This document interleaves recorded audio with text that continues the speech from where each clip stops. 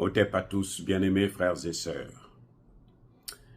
J'ai écouté Ousmane Sonko et qui déclarait qu'il attend une invitation.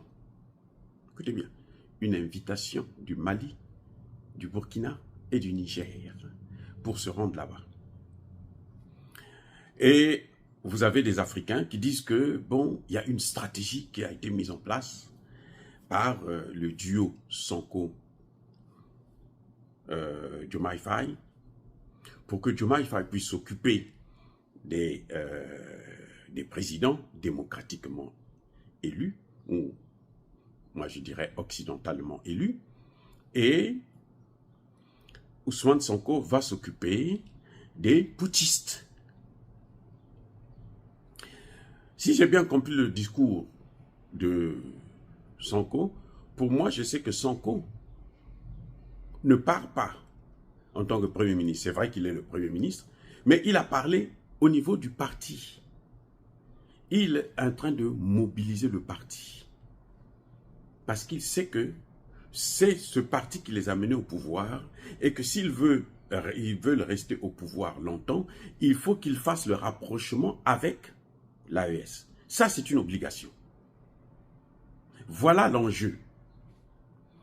Donc, Ousmane Sonko, vous savez, ces gens sont, les manipulateurs sont très intelligents. Il faut faire très attention avec eux. Ils sont très intelligents. Ousmane Sonko sait que la jeunesse là, s'ils veulent avoir le soutien de cette jeunesse là, jusqu'à la fin de leur mandat, il faut qu'ils se rapprochent de l'AES. Or, vous ne pouvez pas vous rapprocher de l'AES et puis soutenir la CEDEAO. C'est pas possible. On ne peut pas suivre deux lièvres à la fois. Soit on va rater un, soit on va rater les deux. Et même la Bible vous dit qu'on ne peut pas avoir deux maîtres. Donc ce qui va se passer, c'est quoi? Ce qui, visiblement, si la condition c'est que ces pays-là le veulent, je ne vois pas Assimi Goïta inviter Ousmane Sonko, président du PASTEF, au Mali. Je ne vois pas Traoré le faire, je ne vois pas Tchani le faire. Les invités là, s'ils veulent venir, bon, on va les recevoir, ça c'est clair. Mais qu'eux, ils se disent, bon, on va inviter Ousmane Sonko parce qu'il a été élu. Ça, ce sont les conditions de l'Occident. Oui. Ils travaillent pour l'Occident, ils travaillent pour les États-Unis et pour l'OTAN. Eh oui. Ils ne peuvent pas se rendre dans ces pays-là sans l'aval de l'OTAN. C'est quoi ça? Ousmane Sonko va aller là et Diomaye, le président, le premier ministre là, le président là, c'est quoi? Ça c'est quoi? Ça c'est quoi ça? Depuis quand on a vu des choses comme ça? Et il y a des gens qui disent que c'est une stratégie qu'ils ont mis en œuvre. Mais c'est ridicule comme stratégie. Si c'est une stratégie, mais il n'y a pas plus ridicule que ça. Il n'y a pas plus ridicule que ça. La stratégie pour moi, c'est le fait qu'il faut tout faire pour garder cette jeunesse-là mobilisée autour d'eux. Ils ont besoin de cette jeunesse-là parce que s'ils perdent la jeunesse, ils vont perdre aussi le pouvoir. Donc, comment faire pour garder cette jeunesse-là avec nous aussi longtemps possible? En tout cas, au moins jusqu'à la fin du mandat de Diomaye Faye. Comment faire? Et quand Ousmane Sonko vient parler au parti, à la jeunesse, pour leur dire que non, nous, on va partir, il est en train de mobiliser cette jeunesse-là. D'abord pour lui-même. Parce qu'il sait que Diomaye Faye va échouer. Ousmane Sonko sait que Diomaye Faye va échouer. Et Ousmane Sonko va œuvrer pour que Diomaye Faye échoue afin que lui puisse le remplacer. Pour le remplacer, il faut qu'il ait la jeunesse avec lui.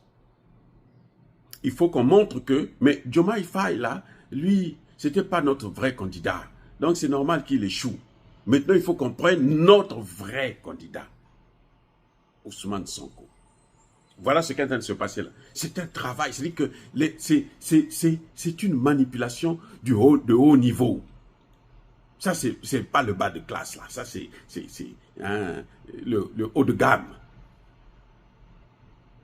C'est tellement pernicieux, tellement subtil, que si vous ne faites pas attention, vous ne pouvez rien comprendre, vous êtes perdu.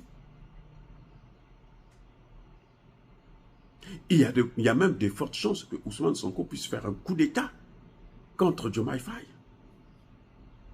Là où il est là, il n'est pas content. Il est Premier ministre, il n'est pas content. Ah, écoutez, regardez, suivez-le bien. Regardez son corps quand il parle. Regardez, suivez. C'est-à-dire que n'écoutez pas ce qu'il dit. Regardez ses gestes, ses mouvements. Vous allez comprendre. Il est prêt à faire un coup d'État pour enlever Diomaye Faye et prendre la place. Parce que c'est sa place à lui. C'est lui qui est allé, qui a signé des accords avec les Américains. C'est pas Diomaye Faye. Diomaye Faye, on est en train de l'entraîner. On est en train de le manipuler. Diomaye Faye, on est en train de le manipuler. On lui impose un certain nombre de choses. Diomaye Faye que vous voyez là. Il n'a pas les mains libres.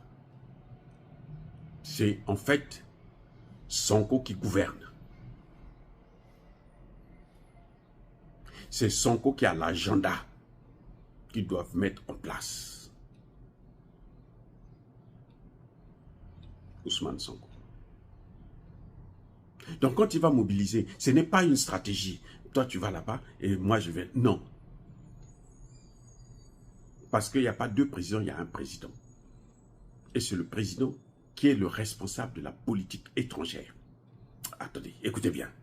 Le président est le responsable de la politique étrangère d'un pays. Il y a un ministre des Affaires étrangères qui répond à un premier ministre, mais en fait, le vrai ministre des Affaires étrangères, c'est le président lui-même. Toutes les grandes décisions concernant les affaires étrangères, c'est le président, ce n'est pas le premier ministre. Si c'est lui qui va s'occuper, le premier ministre qui va s'occuper de l'AES, alors il y a deux présidents. Il y a deux présidents. Mais les Sénégalais n'ont pas élu deux présidents. La réalité, c'est ça. Ne me dites pas que les Sénégalais ont voté deux présidents. Non, ils ont voté un président, c'est Diomaye Faye. Si Diomaye Faye va avoir, comment vous appelez, Alassane Ouattara, il est démocratiquement élu. Hein? Il y a un démocratiquement élu au Niger qui avait vendu le Niger, carrément. Si Diomaye Faye va voir, comment dirais-je, Alassane Ouattara, c'est à Diomaye Faye aussi de se rapprocher avec l'AES. Ce n'est pas à Sonko de le faire. Si Sonko va aujourd'hui, en tant que parti politique, président du PASTEF, je ne vois pas pourquoi Assimi Goïta ou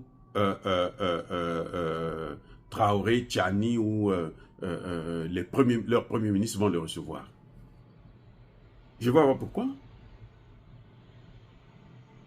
Sauf s'ils n'ont rien à faire. Hein. S'ils veulent se distraire, bon, c'est un frère, c'est un cadet, bon, on va le recevoir. Mais sinon, je vois, moi personnellement, je n'ai pas le temps pour ça. Je n'aurai pas le temps pour ça. S'il part en tant que Premier ministre, Assimi Goïta, Traoré, Tchani, ne sont pas obligés de le recevoir. Parce que s'ils le reçoivent, c'est aider les Américains à continuer à manipuler le Sénégal. La jeunesse sénégalaise. S'il part en tant que Premier ministre, il va rencontrer que les premiers ministres. C'est comme ça que ça devait se passer. c'est le président Diomaye Faye qui doit aller au Mali, au Burkina et au Niger. Le président, pas le Premier ministre.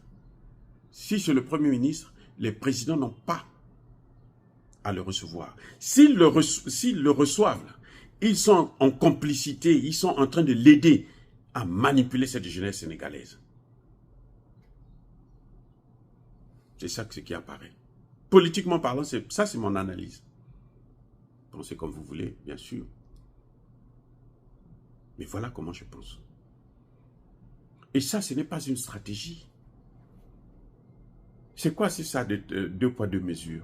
Un traitement pour les soi-disant démocratiquement élus, alors que nous savons très bien que les démocratiquement élus, là, ils ne sont pas élus démocratiquement. Ce sont des France-Africains, ce sont ceux des va-t-en-guerre. Et un traitement pour les souverainistes. Et vous voulez que les dirigeants souverainistes puissent perdre leur temps à recevoir des gens qui sont en train de sacrifier le Sénégal, mais ils seront des complices. Ils seront des complices.